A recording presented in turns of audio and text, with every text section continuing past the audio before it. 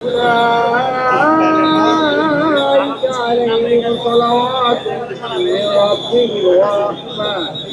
وأولئك هم المهتدون। দীর্ঘ 17 বছর পরে দেশে ফিরেছে বিএনপির ভারপ্রাপ্ত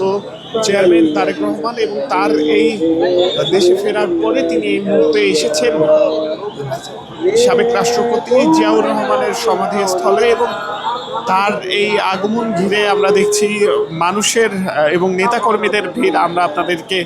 দেখানোর চেষ্টা করছি। তিনি এতদিন পরে এসেছেন নিজের বাবার যে সমাধিস্থল সেই সমাধিস্থলে, এবং তার এই আগমন ঘিরেই নেতাকর্মীদের ভিড় আমরা লক্ষ্য করছি। উৎসব মুখর পরিবেশ নেতাকর্মীদের ভিতর, শুধুমাত্র এক নজর তারেক রহমানকে দেখার জন্য, এবং আমরা সেটি আপনাদেরকে দেখানোর চেষ্টা করছি। তারেক রহমান কিন্তু এই মুহূর্তে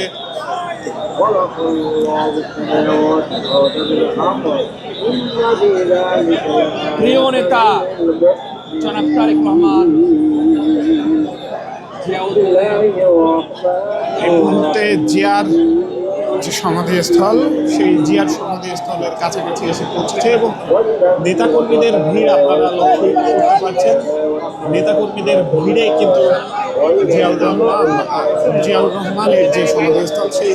সমাধিস্থল আমরা দেখছি নেতাকর্মীদের ভিড়ে, এবং সেই সমাধিস্থলে কিন্তু বাসে করে এসে পৌঁছেছেন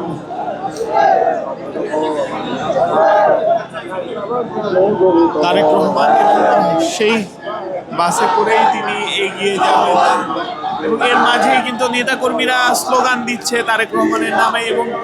আমরা দেখছি সেই বাসে করে তিনি রেকর্ড হচ্ছে না তিনি প্রবেশ করেছেন, এবং এই মুহূর্তে আমরা আপনাদেরকে সেটি দেখানোর চেষ্টা করছি, এবং তার নিরাপত্তা এদিকে রেস্ট দিন না, আমাদের সেভ করতেছে পুলিশের এইগুলা।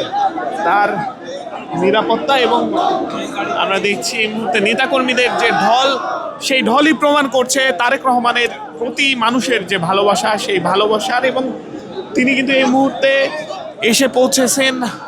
সাবেক রাষ্ট্রপতি জিয়াউর রহমানের যে সমাধিস্থল সেই সমাধিস্থলের কাছাকাছি এখানে তিনি এসে পৌঁছেছেন, এবং সেই সমাধিস্থলে তিনি প্রবেশ করবেন।